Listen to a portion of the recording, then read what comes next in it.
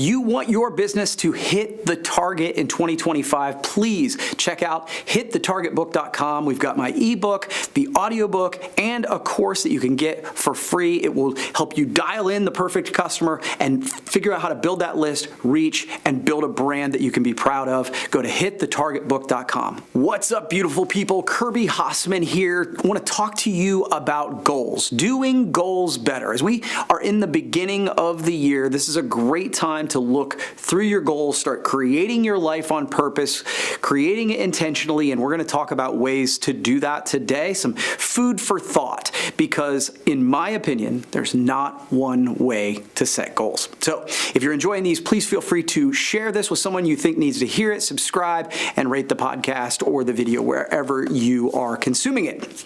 So let's dive in today about our thoughts about doing goals better.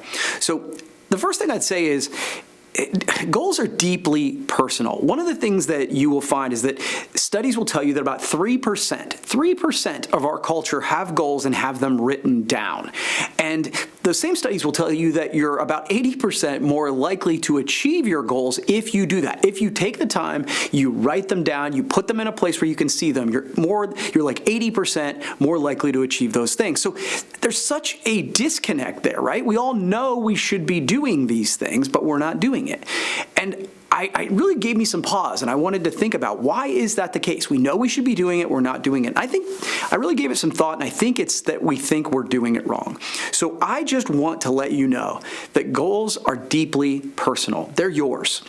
So if you are doing it, if you are taking the time to really think about where you want your life to go, you're putting those thoughts to paper, and maybe you're putting them where you can see them on a regular basis, you're not doing it wrong. You're doing it exactly right. And so please, if you don't take anything else away from the video, just take the time to be intentional about the life you want to create. So goals are deeply personal. The other thing is I think once you understand that, there's no punishment, there's no negativity surrounded these things, you can do this in your own room and, in your own head. Goal setting can be really fun because you're creating the world for future you, right? You are creating the life that you want to lead, the impacts that you want to have, the adventures you want to make. And so I love goal setting because it puts me in a future-facing mindset. I think so many times we wake up in the morning and we're thinking about, the bad thing that happened yesterday, or we're worrying about the thing we have to do today.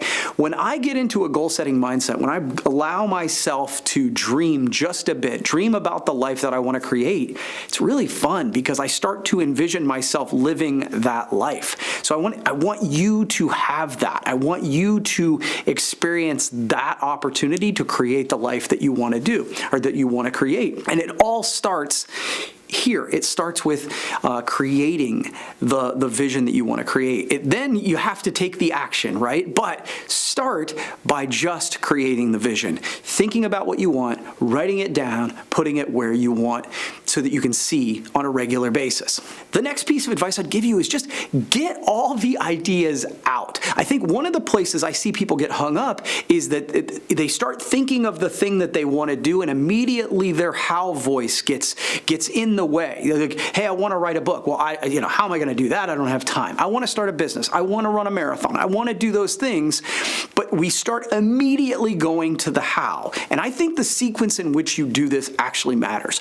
I like to do sort of a brain dump about goals. I think about all the areas of my life, and I'll talk about that in just a second, where I want to achieve something, and I just get them out on a whiteboard, I get them on paper, just get them out. Because one of the things I know to be true is the human brain is a great place to come up with ideas, but it's not a great place to store them. And so you get kind of messed up in the, when you get the what out on paper, then it'll allow you a separate time to start thinking about the how. So don't let the how get in the way of the what when it comes to goal setting at that point. Really take the time to just get them all out. Then once they're out on paper, and I find that once I get them all out, then I start going, oh, that one's not as important to me, and I'll prioritize them, because I do think that we've only got so much time in a day. So you will probably have to choose in some of those things. If you're like me, I have so many things that I want to do and I want to accomplish. Then I look at them and go, okay, how do I prioritize them?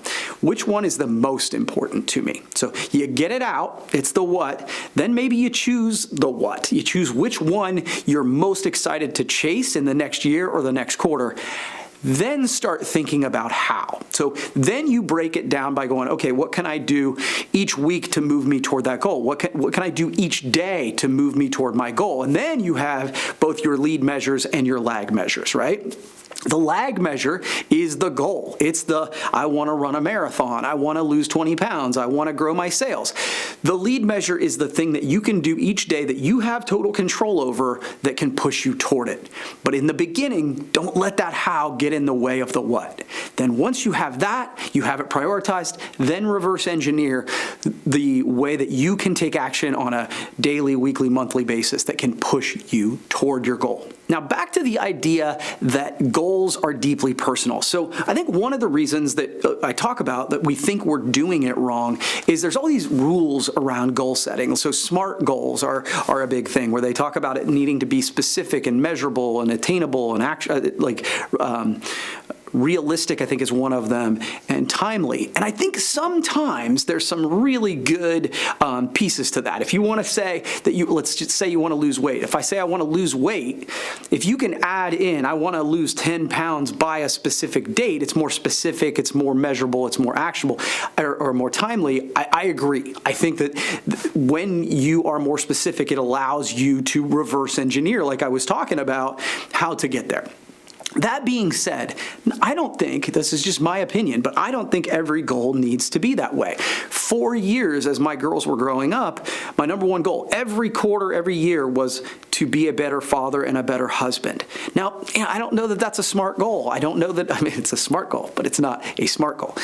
But it's not measurable, right? And is it attainable? I don't know. But it affected my behavior. And I think that the best goals, when you set them, you write them down, you put them in a place that you can see them. Every time I looked at that goal and I said, I want to be a better father and a better husband, in my mind, I'm like, okay, what have I done today? What have I done this week to move me toward that? There's a never-ending finish line when it comes to a goal like that. But boy, if it affects my behavior in a positive way, then I think it's a great goal. Next up, I want to talk to you about the 5 F's of goal setting. I think most people set goals based on 2 of the F's, and it's fitness and finance. And I'm guilty of this too, right? I want to lose weight and I want to earn more money. And those are great, but I think those are only 2 of the F's. I like the 5 F's because I believe that if you want to have a well-rounded life, you need well-rounded goals. You want to push yourself in other areas of your life, not just trying to earn more money. So for me, the 5 F's are fitness, finance, family, faith, and fun.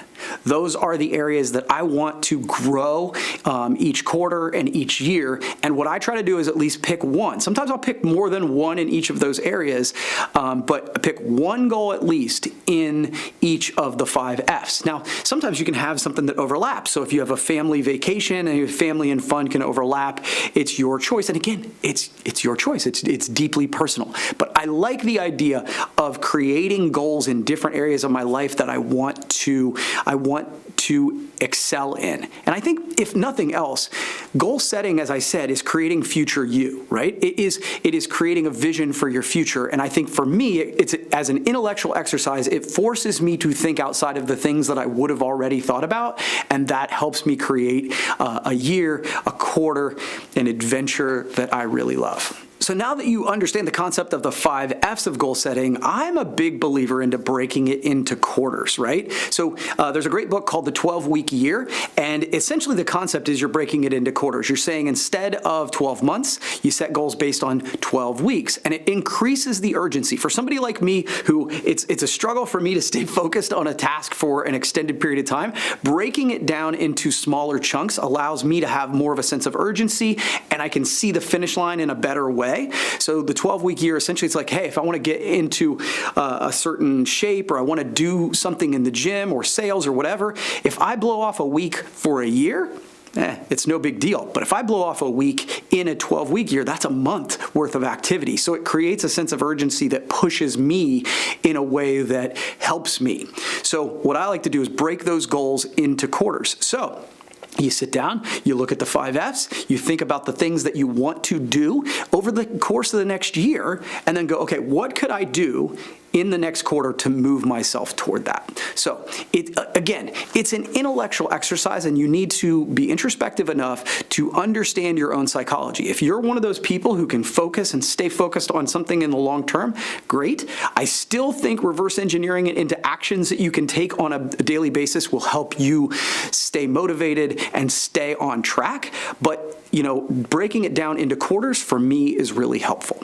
And my final thought on doing goals better is simply to track and measure. So the big breakthrough I made in fitness in this past year is I created an Excel sheet where I tracked my miles and my push-ups and my weight. And I did it every single day. And it did a couple things. Number one, it made it so I didn't want there to be a zero, right? If I know I'm tracking my activity, I don't want to put 0 in on miles and 0 in on push-ups on a day. There were days certainly that I did it, but it affected my behavior and pushed me to do things that I might not have otherwise done because I was tracking it. So it pushed me toward the behavior that I wanted. Number two, when I wasn't feeling great about myself, when I tracked that activity and I got to the end of the month, I might have been like, man, I didn't do anything. But when I totaled them up, I'm like, oh, I actually did a little bit more than I thought I did. So it made me feel good. So it did those two things where it was like, oh, it pushed me to do things I knew I should do. And then at the end of the month or the end of the week or whatever, it rewarded me by saying, look how far you've come. And so that was really good. And then finally, the measurement. When I started tracking my actual weight every day, that was the real unlock, because every single day I got a measurement in my face of, oh, wow, I ate that yesterday and that didn't work, or I didn't work out yesterday and that had this effect. Or on the other side, I did those things and good things happened on the scale.